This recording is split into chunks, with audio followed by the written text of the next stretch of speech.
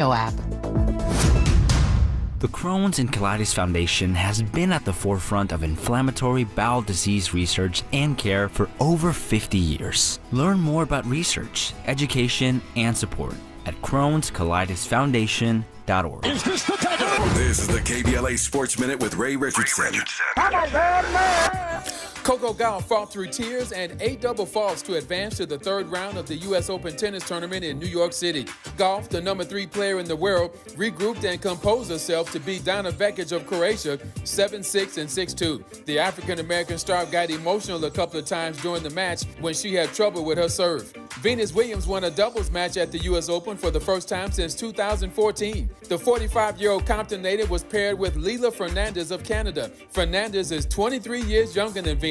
This is the first time Venus is playing doubles at the U.S. Open without her sister Serena. Serena retired in 2023. Taylor Townsend is back on the court tonight in the U.S. Open after her run-in Wednesday night with Jelena Ostapenko. Townsend takes on Myra Andreeva of Russia at 6 p.m. ESPN2 will have live coverage. No debates, no speculation, just the info you need. That's your KBLA Sports Minute. I'm Ray Richardson. More news, opinions, and conversation when we come forward on KBLA Talk 1580. Are you ready to be a part of the conversation that will help shape our nation's future? Get ready to join us for the Left Coast Forum, Saturday, October 25th at LA Trade Tech, where progressive voices will come together to tackle the issues that matter most to working families across Los Angeles and beyond. From economic justice to climate action, from healthcare to housing, we're bringing together the brightest minds and most passionate advocates for real solutions and real change. With workshops, 2 major keynote addresses, and a closing reception with great music and good food. It's the Left Coast Forum, where your voice matters and your ideas take action. Saturday, October 25th at LA Trade Tech. Brought to you by KBLA Talk 1580 and the LA Progressive. The future won't wait, and neither should you. Mark your calendar now to be there and be heard. Stay tuned to KBLA Talk 1580 for more details.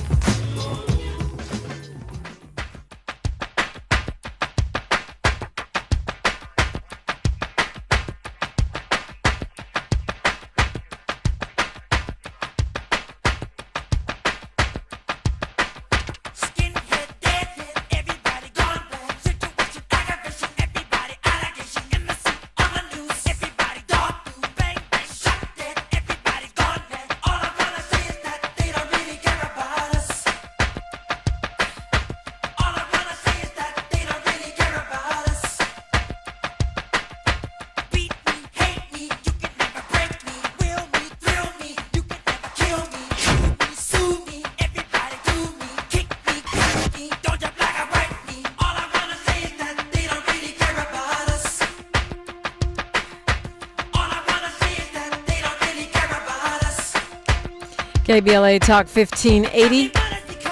It's time for Freedmen Friday, and looking forward to talking with Commissioner Khansa Muhammad. She is part of the City of Los Angeles Reparations Advisory Commission, and also in her alter ego, Friday Jones, a longtime reparation activist, and we will be talking with her momentarily. I want to update you on a couple of stories which we may have a shot at talking about next hour.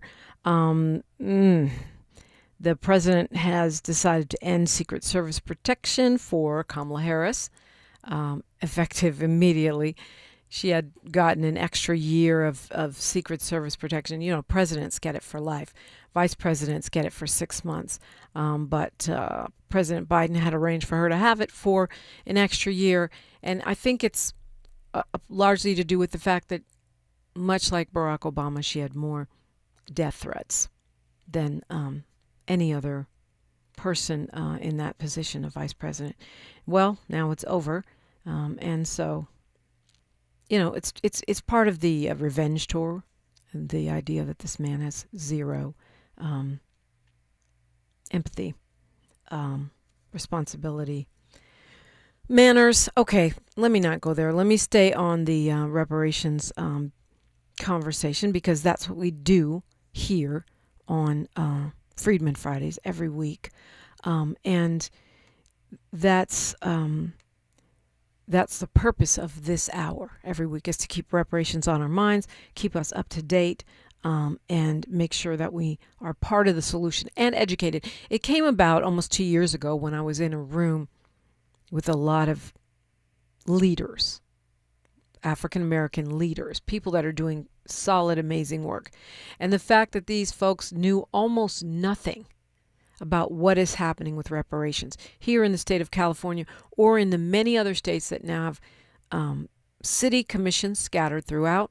There's only a few that actually have state commissions, but it's growing all the time, even under Trump. And so I realized in that meeting that I needed to do more, because if these people who are tapped in on a leadership level don't know what's happening with reparations, what does that say for the average person who's just trying to keep the lights on?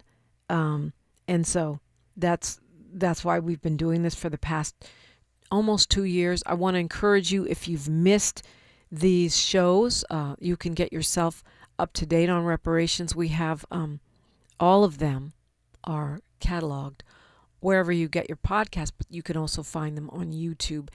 And I would particularly point you to the broadcast we recently did, I think it was 3 weeks ago, with Dr. William Sandy Darity, really a great one. But we've got all kinds of folks, because every perspective on reparations is welcome into this conversation, because the idea is to hear from everyone so we can have real informed conversation. But also, I think that the normalization of reparations, not as a fringe issue, but as something that we are seriously considering and doing, is important. There is, for example, and I don't know how many of you are tracking this, right up the street, I should say, from Oakland in Alameda County is a small city called Hayward. And they have now created something called the Russell City Redress, which is, as we know, restitution and redress are part of reparations. It's not the whole thing, you know that. But the fact that hundreds of families who had their land taken from them in the 1960s in Hayward, California, are now going to get at least something. It's not going to be today's value of the land, but it will be at least something. They've now raised close to $1 million. Okay, you're talking about hundreds of families, so that's not going to be a lot of money. But it's part of this movement which says you don't just get away with it. It's part of what was unleashed by Bruce's Beach here in California, and I'm so pleased that we, the Golden State, have been able to be a leader in this, even though people will say, oh, technically we weren't a slave state. Well, that is one of the reasons why the City of Los Angeles Reparations Commission report is so important, as is the California one. And there's other cities that are doing their own within California based on or inspired by California. But I think I understand what Dr. Darity was saying. We don't want the federal folks to come back and say, well, you already got reparations in Hayward and Evanston, where the scope and the magnitude of what has to happen to really repair the impact of Jim Crow and enslavement and all of the subsequent harms, it's going to take the federal government, because as he said, they're the only ones that can print money. But I do think that all of these small steps are part of the momentum, part of the normalization of reparations. And hey, it's a concrete step. If that descendant of a homeowner who had their land stolen by the city in the 60s gets 20, 30, 50 grand, it is something. It is not the whole thing, but it is something. It is a step in the direction. And so here in Hayward, we're talking about folks that are still living. In some cases, it will be descendants, but mostly it'll be folks that are still living, and they're older Americans. It's called the Russell City Redress Fund. They apologized back in 2021. An apology, an empty-handed apology is what I call it. The county also apologized in 2023.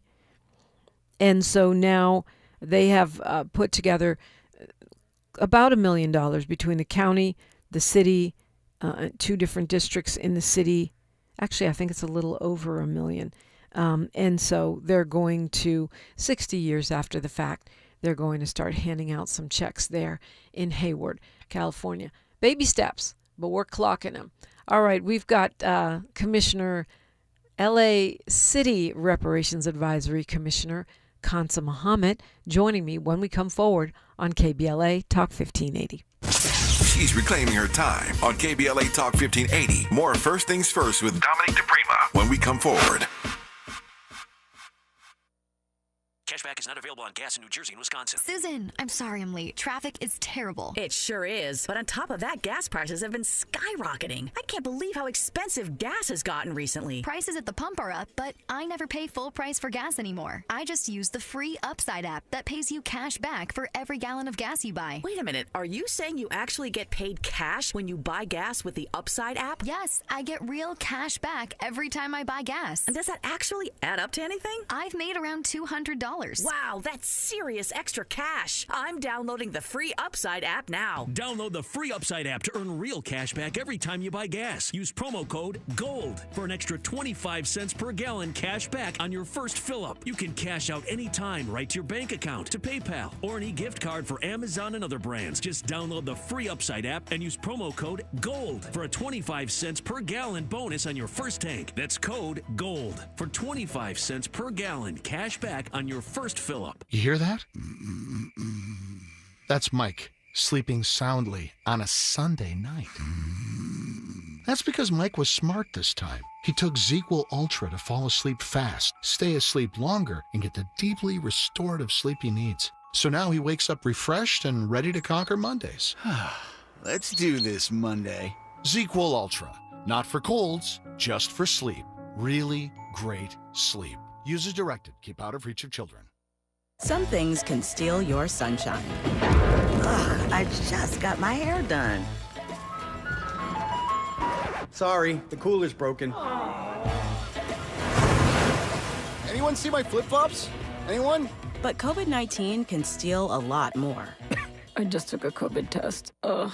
Prescription medications for COVID exist. If you test positive this summer, ask your doctor if they're right for you. Visit PfizerForAll.com/COVID-19 to learn more. Sponsored by Pfizer. By Plan View Contracts and Exclusions at EnduranceWarranty.com. This is an announcement to all United States vehicle owners who own a 2003 or newer vehicle with a manufacturer's warranty about to expire, or no warranty coverage at all. With a struggling economy and the cost of living on the rise, Endurance is now offering an affordable, low-cost vehicle coverage plan to the general public. As of today, you could be one of millions of drivers that now may qualify to have your vehicle protected under this coverage and have all future covered auto repairs paid directly to the repair shop for you. You pick your plan. You pick your deductible. You even pick the repair shop. Roadside service, towing, and rental coverage is included. Get your vehicle protected now and save your wallet from costly vehicle repairs. A toll-free number has been established for you to call for your free 5-minute quote and to see if you qualify. The number to call is 800-290-6207. 800-290-6207. Again, that's 800-290-6207. The conversation continues right now with Dominique DiPrima on First Things First. All righty, she is here, and I'm so excited. She is a LA City of Los Angeles Reparations Advisory Commission member. She's also a longtime reparations activist outside of official circles and committees and such. She is known widely in the reparations movement as Friday Jones. She is a commissioner. She is known as Khansa Muhammad, same woman. And she's a graduate of Howard University and the LA African American Women's Political Policy Institute. Good morning, Commissioner. Good morning. How is everything? What's up, KBLA family? I'm so happy to be here. Yeah, happy to have you. And so, okay, so we're going to cut right to the chase here. The executive summary of the city reparations report has come out, and now we've been waiting for next steps, right? Which is yes. Which is the report. Which is a full report and recommendations, right? Correct. And, we are in precarious times. If anyone has been paying attention, I know the KBLA family has been paying attention. But I actually, if I'm being honest, and so I'm speaking unofficially as the commissioner, so that I can say the things that I want to say. Okay, so you're Friday Jones. So I'm right, Friday right. Jones. Okay. However, I do want to start actually building, advocacy for what I know is coming in the pipeline, if that makes sense. We all know, thank goodness, because of our controller, we know that the city has no money, right? He's been talking about it. If you follow him on social media, Mr. Mejia, we know the city has no money. However, we cannot let the purses of municipalities be the barometer for whether or not the harms that have been done to constituents and citizens, are going to be repaired. That to me does not fly. And I feel like that is kind of where we are.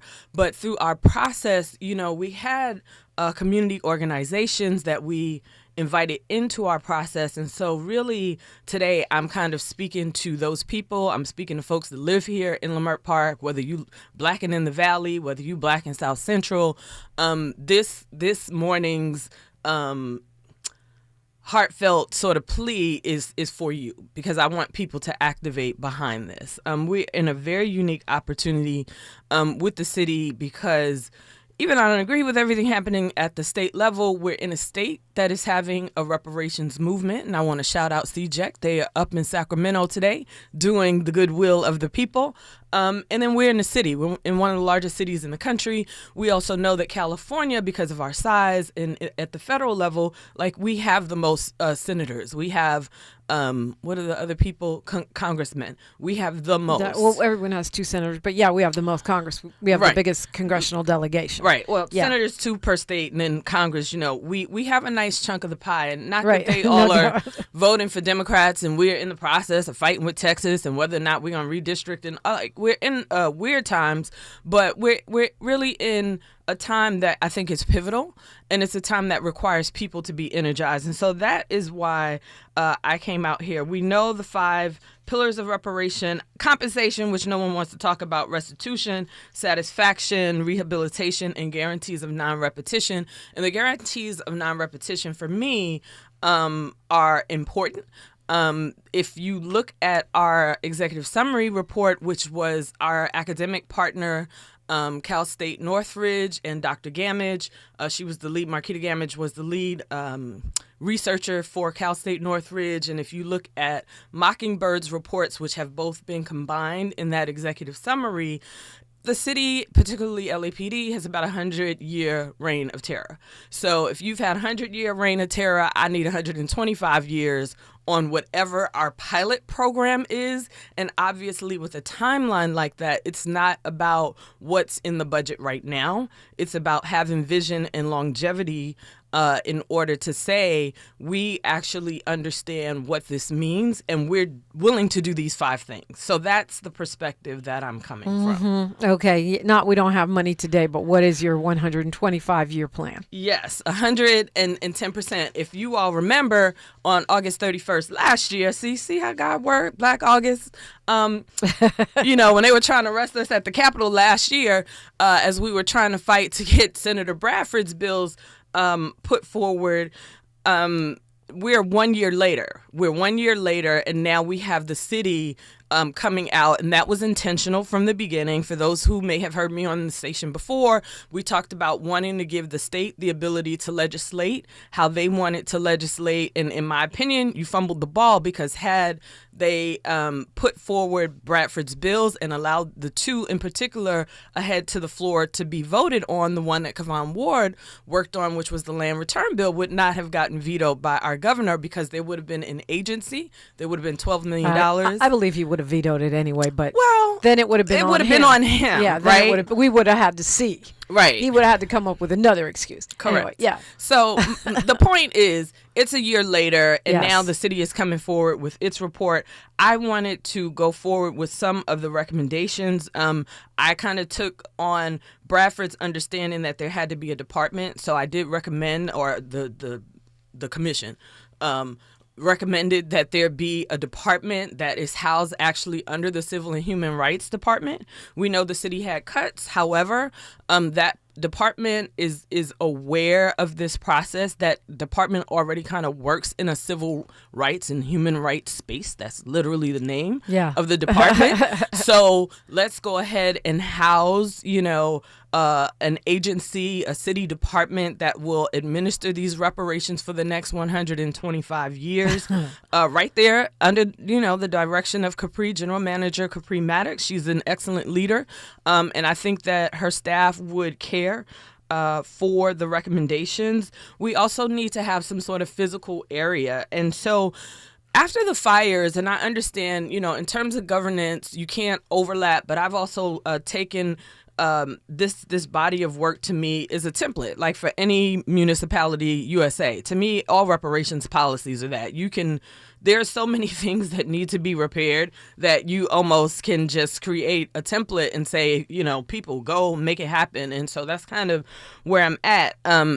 Unfortunately, Palisades is in the city of Los Angeles' boundaries and under their jurisdiction, but Altadena is not. Right. And so my rationale in thinking in recommending Altadena almost be like a sister pilot physical area is the fact that the county itself is implicated in our report through their district attorney's office, because it is the county who did all of the prosecuting that happened, whether it was with the Black Panthers, whether it was the COINTELPRO running through LAPD. COINTELPRO obviously is federal. And so in my opinion, in my assessment, even though the harm may have been largely done through LAPD, the mayor of the city of Los Angeles on multiple occasions has gone to the federal government for funding for whatever. We did it during COVID.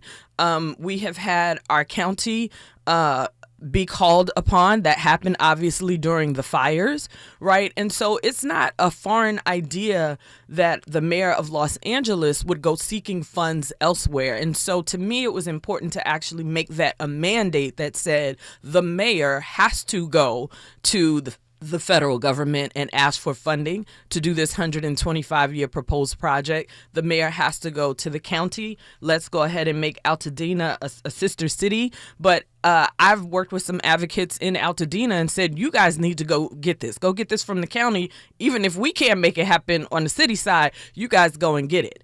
I believe you advocate from where you are. It's a model for the National Assembly of American Slavery Descendants, of which I am also the president. So I put it out there to the folks in Altadena who are active and busy. I don't know what they're going to do with it, but it's an idea. The other two areas would include, I believe it's the Vermont corridor, and we wanted to name that after a bus driver, and I think her last name, Imperial Highway, Arcola Phillip corridor. Let's name it after someone who actually, she was like the first African-American woman who worked driving the buses for the city. So let's lift her up and let's remember her during that corridor. And of course, we're on the Crenshaw corridor, which has already been renamed the Malcolm X corridor.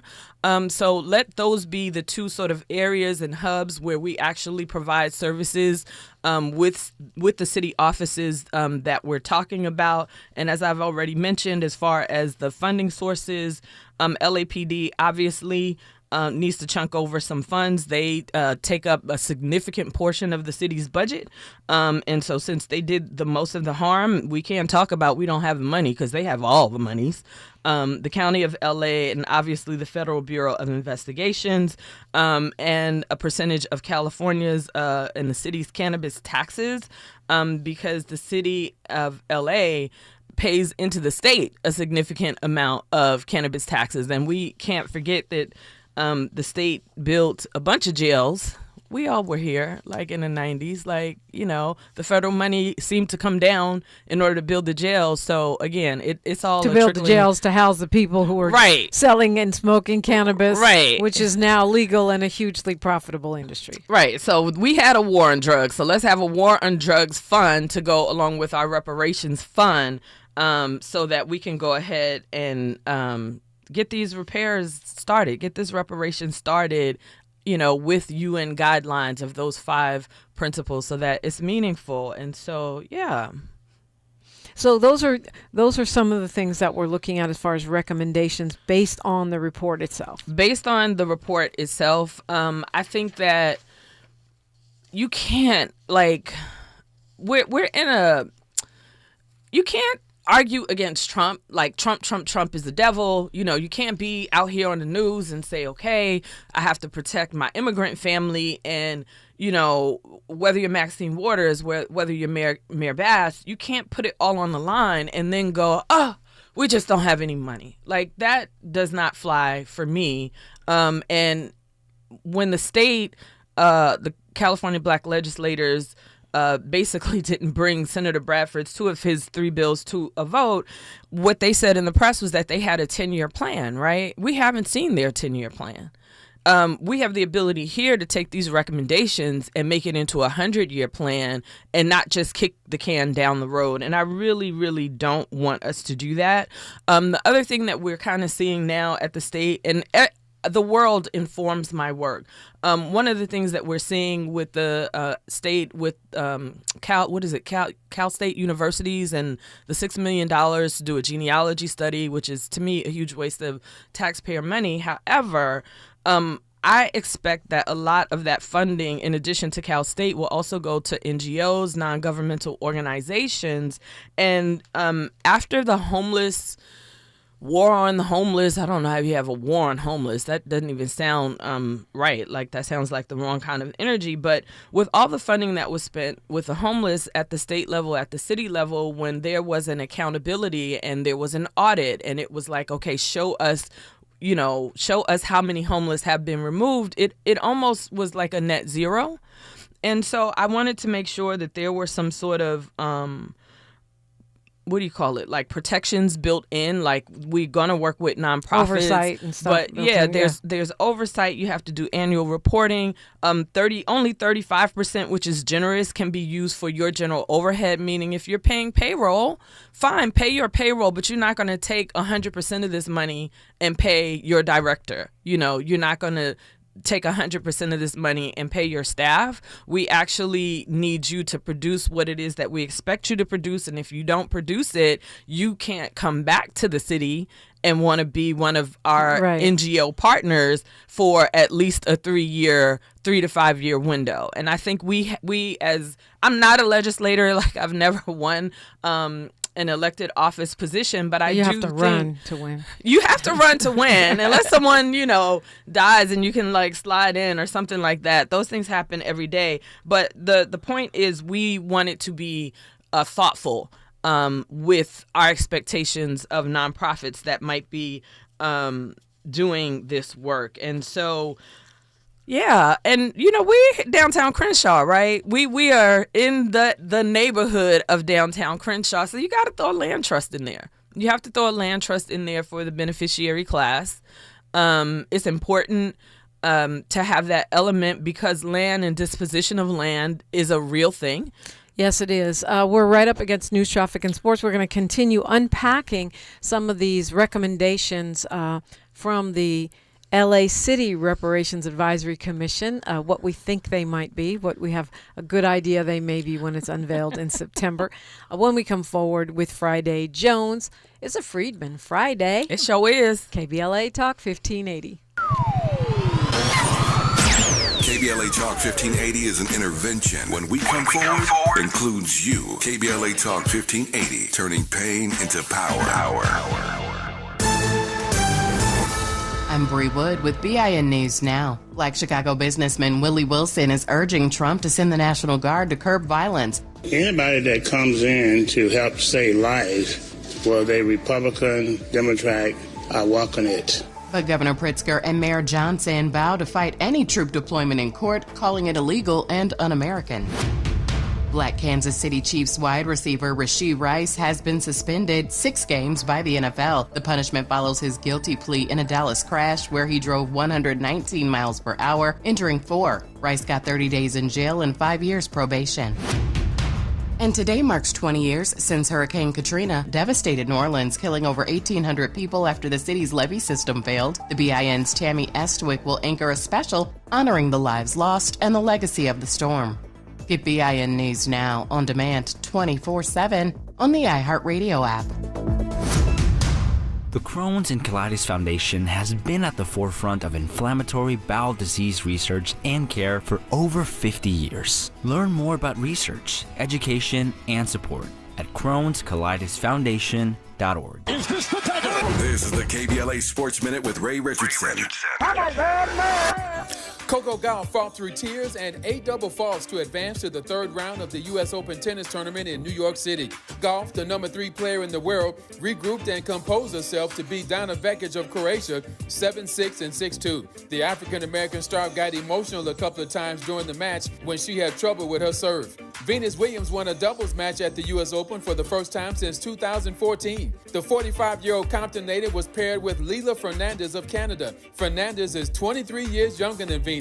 This is the first time Venus is playing doubles at the U.S. Open without her sister Serena. Serena retired in 2023. Taylor Townsend is back on the court tonight in the U.S. Open after her run-in Wednesday night with Jelena Ostapenko. Townsend takes on Myra Andreeva of Russia at 6 p.m. ESPN2 will have live coverage. No debates, no speculation, just the info you need. That's your KBLA Sports Minute. I'm Ray Richardson. More news, opinions, and conversation when we come forward on KBLA Talk 1580.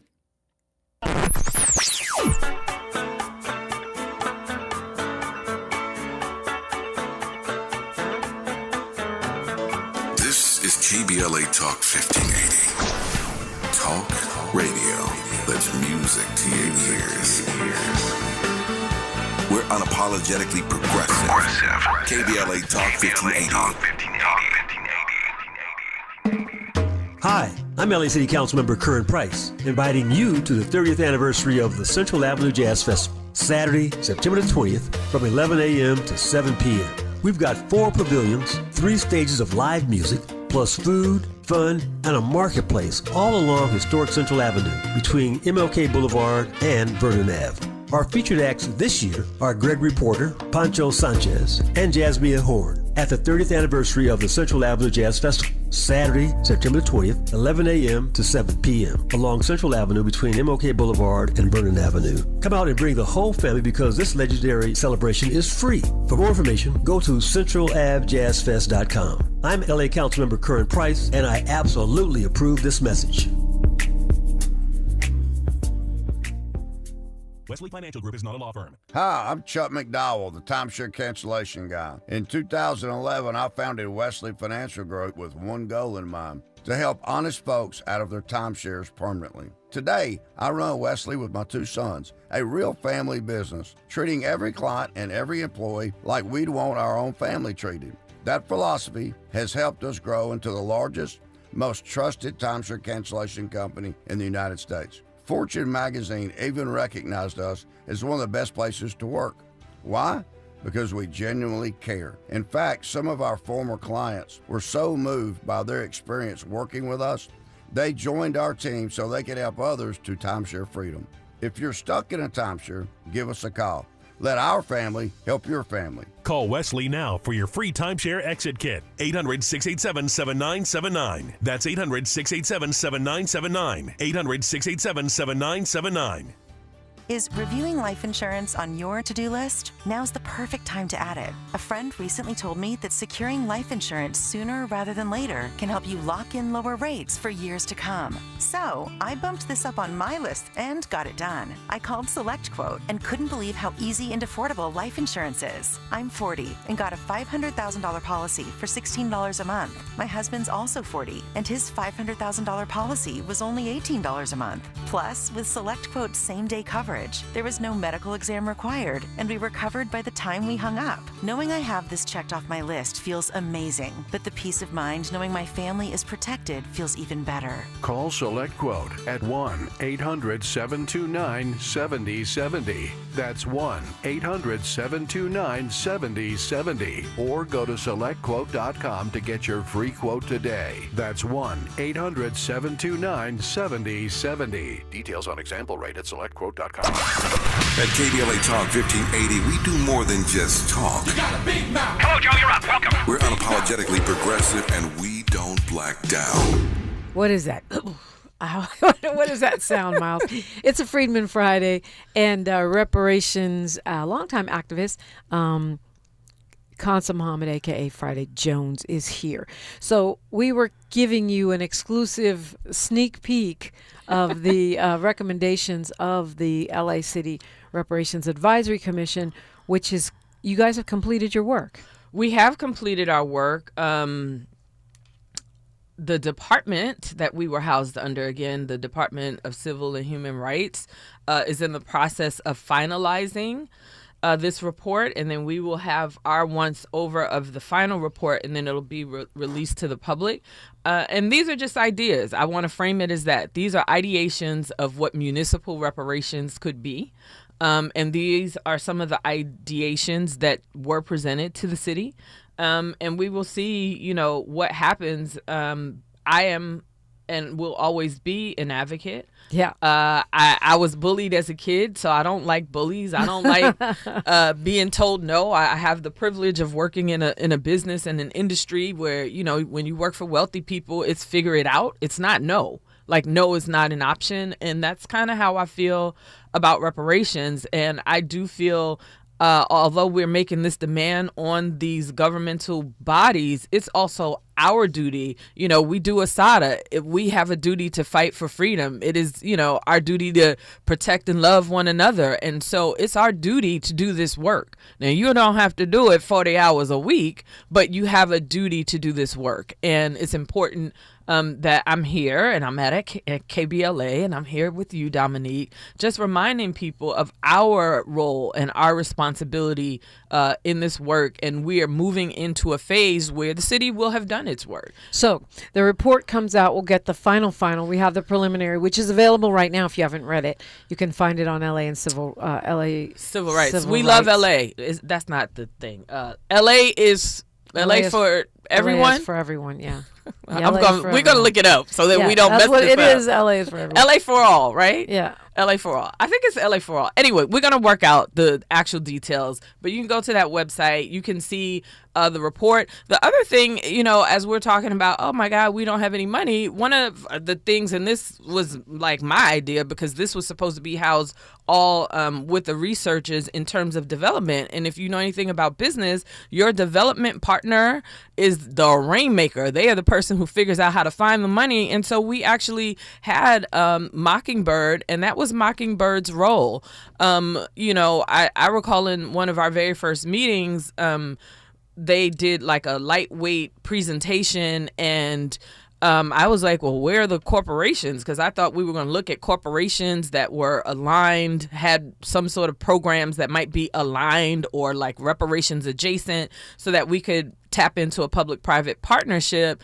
And it was like, oh, well, so many of the corporations, have a negative representation when it comes to black people. I'm like, this America. Like, sometimes I understand we be on like sanctimonious stuff, but we can't be sanctimonious. Like, if we're gonna argue about that, like the dollar bill itself is dirty. So if you are 1865 corporation like Cargill, which is also one of the biggest foundations in the United States, I'm not going to get mad that the 1800s happened because I don't believe in white guilt. I believe in doing what is necessary for all constituents, and that includes the American freedmen, descendants of persons who were enslaved in the United States. And so I think sometimes like the emotion that comes from whether it's white folks, black folks around reparations, particularly when it's like negative energy, like we don't need that. Well, and that's one of the reasons why we have to keep talking about it, just to normalize. But I'm just going through the steps here. So the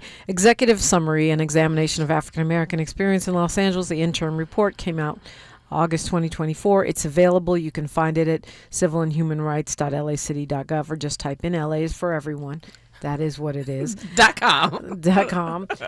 And so the next step is for the complete report. which includes recommendations, which is coming out next month? Well, it'll come to the commission next month, and I think it's out to the public by year end. I feel like holidays, like Thanksgiving-ish. So you're getting a really, really sneak peek now. You are getting a sneak peek, and if you follow me on social media, I will be looking for our local activist organizations. BLM has been very thoughtful, BLM Los Angeles, and I want to shout out Dr. Melina Abdullah. She has opened the center over there in Leimert Park in order for me and other reparations organizers to speak about what has been happening. Brotherhood Crusade. There have been some church organizations that are not in the top of my mind, but have been active through this process. And I want to make sure that now that the commission is ending, I want to make sure that the advocacy part that needs to be maintained by the public is. And again, that is the whole premise on why I am here. Okay, so steps. Executive summary came out, goes back to you guys. The full summary goes back to the commission for review. Editing. Then it'll go to the public toward the end of the year, we think. At what point does this go in front of the city council? Through this process, there are a bunch of rules when you're a commissioner, and we cannot technically advocate for specific legislation as a commissioner. So I cannot reach out to my city council member, which is Heather Hutt, and say, hey, Heather Hutt. Yeah, I vaguely remember that. I used to be a commissioner. I was a commissioner in the status of women, but it was a long time ago. So, but we know that part of the process is that the recommendations of the commission are meant to go to the mayor. Because remember, this is a blue ribbon. We were a blue ribbon. We were impaneled by the former mayor.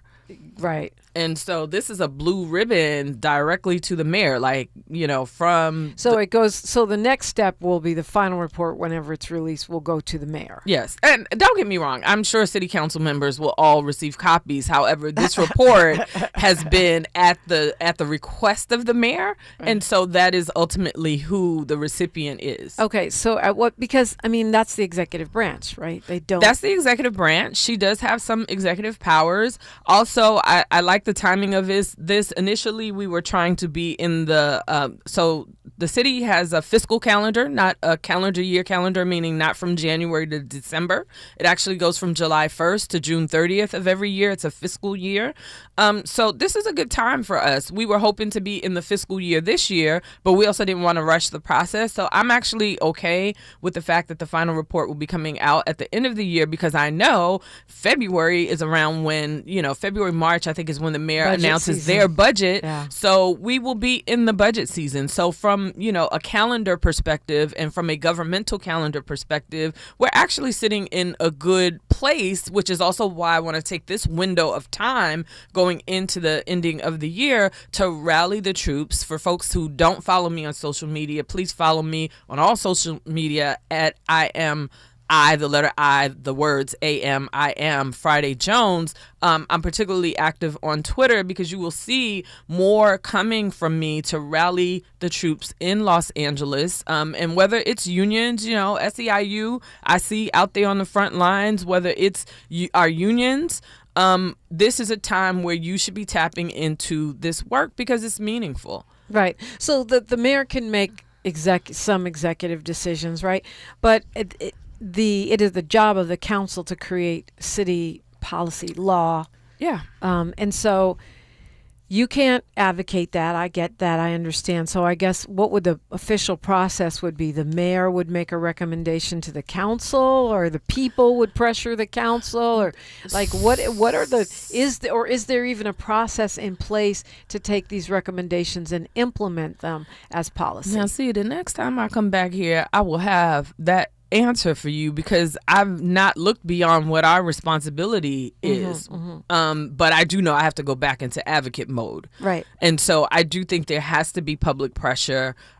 We know, what do they say? Pressure bust pipes, and it's time. Pressure bust pipes and makes diamonds. Yes, and you can't have this 100. When I literally was like 100-year reign of terror. From the charter, from the formation of the charter for the city of Los Angeles. Like It's one of the most striking things about that executive summary is the way that the LAPD is implicated. Well, they're implicated, but like KKK helped to found the city of LA charter as we understand it. And so 100 years, like we were talking off air, I'm caregiving for my grandma. She's 96. She'll be 97 years old. And so, you know, to me, 100 years is not like, oh, that's so long ago. Let's move on. It's not important now. No, like there are generations of Angelenos, and we all know I'm not from here. I'm born and raised in Brooklyn, New York, but there are generations of Angelenos that have been here for some time, that have been here since the 1900s. There are folks definitely with the great migration in the 1950s that happened out of the South. Yes, we also came west. And so you have generations of people that have been here, and some of them have lived 50 years of what has been going on. And if you came in the 50s, that was the height. You got to remember Nixon jumped off his war on drugs specifically to get black people. Like that was very specific, coming down from the POTUS himself, from the chief, the commander in chief, and dollars were put into COINTELPRO in LAPD. Like we can't just go, oh, it was so long ago. No, as I'm in here, you know, caregiving for this woman and the men in my family, I don't know about the men in other people's family, the men die sooner. And I think they die sooner because they were largely on the front lines. Like the Black Panthers, it was men and women, but we saw like the murders happen here. And like it happened in LA. Like this is not me, a kid from Brooklyn, reading about it in Brooklyn. This is me as an adult commissioner really understanding the intricacies of it. And you can't just go, oh my God, we don't have any money. Anyway, so let's get back to some of these recommendations. So the land trust, the purpose would be to create a beneficiary asset, right? Designed to create physical offices in what has been termed the City Department of Freedmen Affairs. Specifically, you know, within these physical areas, we want to have walkability. We want to build businesses. We want the businesses for the beneficiaries to thrive within the 1 mile regions for the physical areas that we talked about earlier. We know with the Crenshaw corridor, there are some specific design recommendations. We want to take tech and bring some tech into these spaces, into these physical spaces, in a way that there's an asset that creates not just like something for today, but it has sustainability. And, you know, we have to think about these things in an expansive way. I know one of the people that I talked to helped Google with building out like their tech city. And so there are some really progressive things. We already have a mandate in the city to be green. I forget by the year. It might be like 2032, which I don't know if we're hitting that goal. But, you know, we have a green mandate already. So to me, you fold the green, the tech, you know, this idea of a land trust for beneficiaries, for beneficiary businesses, you make it happen, and you make it so that it can thrive. It's important that we also extend protections, and there were 3 recommended classes. You know, American freedmen obviously being the descendants of persons enslaved in the U.S., emancipated by the 13th Amendment to the U.S. Constitution. We have Jim Crow survivors, specifically who I think born prior to the Civil Rights Act of 1968, and then obviously the war on drugs survivors, because the COINTELPRO, I mean, I remember like as a kid watching, what do you call those, like the military battle rams? Going to houses in South Central. Like I remember seeing that as a kid, and this is from 3,000 miles away. And so you can't have that kind of thing happening and just choosing to do nothing about it. I also think that, you know, the city has to look at existing protections, you know, and see how there can be protections in order to make, you know, we're already it starts with an S city. We are a sister city? No, with the immigrants. Sanctuary. We are a sanctuary city. And so I do, on a personal level, feel like we have to look at some ways to provide sanctuary for people where we have documented harm. And we can't act like it doesn't continue. We all know. You're talking about reparations sanctuary? Like something like that. Reparatory sanctuary. We are a reparations city. Yeah. How about that? Yeah, I love that. Khansa Muhammad, a.k.a. Friday Jones, is here. We'll continue this conversation. We're going to summarize some of these recommendations. You're going to have to come back. All that is straight ahead on KBLA Talk 1580. More First Things First with Dominique DiPrima when we come forward. If you're an African American mom who is pregnant or have a baby under 6 months old, you deserve care that lifts, listens, and lasts. Black Infant Health is for you. It's a free program with individual support, group sessions, and resources to start your mothering journey. BIH makes space for moms and their families to create community. Learn more about the programs in Los Angeles County. Check us out at blackinfanthealth.org. Dr. Renee here. Did you know this time of year is considered peak asthma season because we typically see a spike in asthma-related hospitalizations? If you have asthma and are having difficulty breathing despite medication, it's time to check in with your doctor so you can help avoid landing yourself in the hospital this season. To learn more about managing your asthma, visit www.luma-edu.com. That's LUMA-edu.com. This message is brought to you by Amgen and AstraZeneca.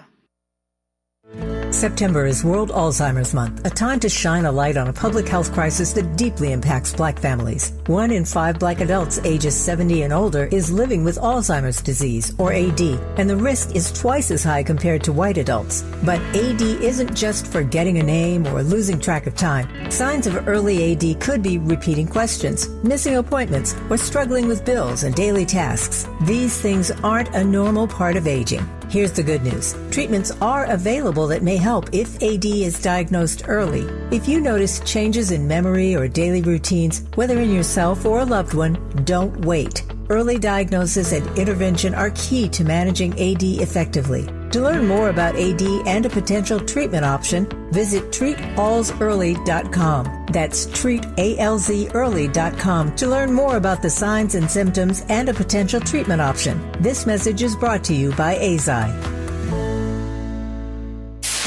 KBLA Talk 1580. We've got a lot to talk about.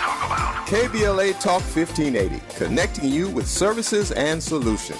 Worried about eviction? You have rights, and Stay Housed LA can help. Stay Housed LA is a partnership between LA County, the City of Los Angeles, and local service providers. From Lancaster to Long Beach, we're here to help you with tenant education workshops, legal clinics, free legal services for eligible tenants, and online resources about tenant protection laws. Don't face eviction alone. Call our hotline at 1-888-694-0040. That's 1-888-694-0040. Or visit stayhousedla.org. Stay Housed LA, keeping Los Angeles residents in their homes. Stay Housed LA, your rights, your home, our community. This is a community call to action from KBLA Talk 1580.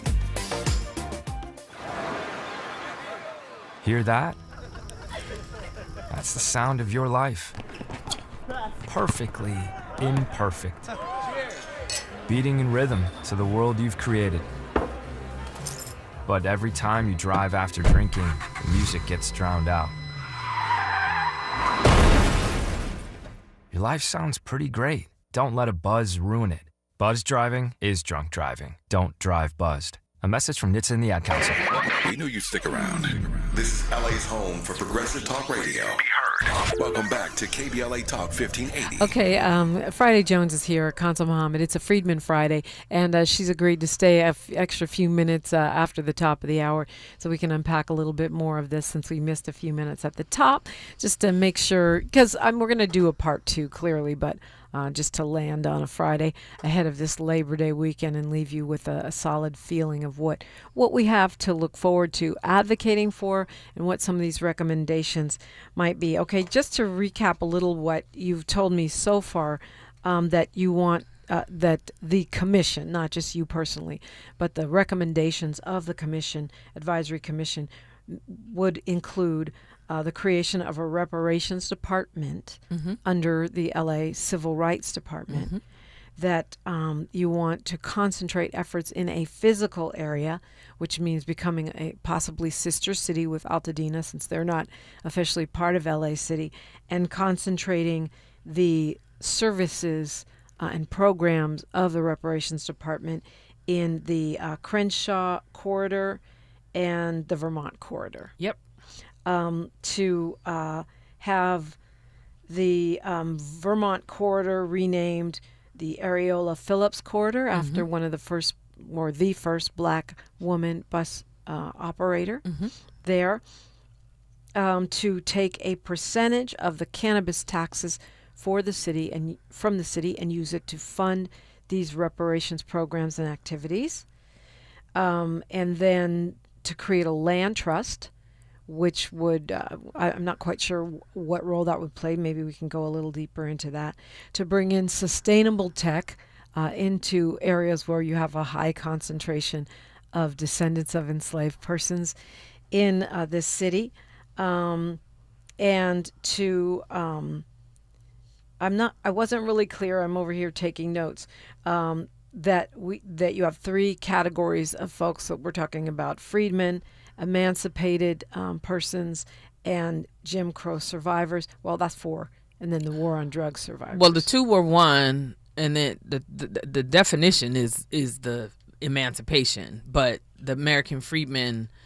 Okay, so that's one category. Emancipated enslaved persons, aka freedmen, is one. Jim Crow survivors is one, and war on drug survivors is another. Yes. Okay. And that's what I got so far. I may have missed a couple. No, that was it. And we didn't get into some of the fun stuff, but there were things around mental health, housing and transitional housing in particular, because we know we live a lot of life in transition. You need 20 years of stability to really actually build financial wealth. In terms of stolen labor and hindered opportunities, that Octavia Lab extension that is already at the main library downtown, we need to bring those again into communities so that they're even more accessible. That's obviously something I think that can be easily done. If you all recall, Mayor Garcetti had a Latinx initiative that ran through his office that was able to tie into studios in order to advance Latinos in that space, in the production space. We have the same television studios. We have record labels that are here, and so I think we need to create a pathway, to CBS Studios, Fox Studios, Culver. We have Amazon Studios here. We need to create pathways. SAG, and I've talked about this, and you can go to their website, but SAG has diversity committees, but they don't have a black committee, at all, which is odd to me. And so to me, that's a reflection. Annenberg comes out, Stacy Smith from the Annenberg research, they come out every year about what's going on in Hollywood. And so it's well documented. And because it was LAPD busting up that Central Avenue, Central Avenue had black businesses. It was flourishing, and LAPD made it so that Black folks couldn't just be outside and stand on a corner or, be in those places of business without the businesses being shut down and busted up. And so it's important that as we rebuild this land trust, that we rebuild these corridors, again, with sustainability in a way where we are investing in those businesses. So, we can go on as we go into the next hour, but, even our education, in this area that we're going to be in, let us have a place for young people. Let's have a community safety program so we can remove some of the police interfacing, within our community. There are things that can be done. It's a matter of will. I also think it's a matter, again, of us stepping up to the plate and making these kinds of demands of the city, and not always be voyeurs and observers and talking about what is happening and why don't we. No, well, you have to show up, and that's part of the work. At I Am, Friday Jones always shows up. She's going to stay with me after news, traffic, and sports. But thank you for joining for Freedman Friday once again. You're listening to KBLA Talk 1580. KBLA 1580 Santa Monica. I'm Bree Wood with BIN News Now. Black Chicago businessman Willie Wilson is urging Trump to send the National Guard to curb violence. Anybody that comes in to help save lives, whether they Republican, Democrat, I welcome it. But Governor Pritzker and Mayor Johnson vow to fight any troop deployment in court, calling it illegal and un-American.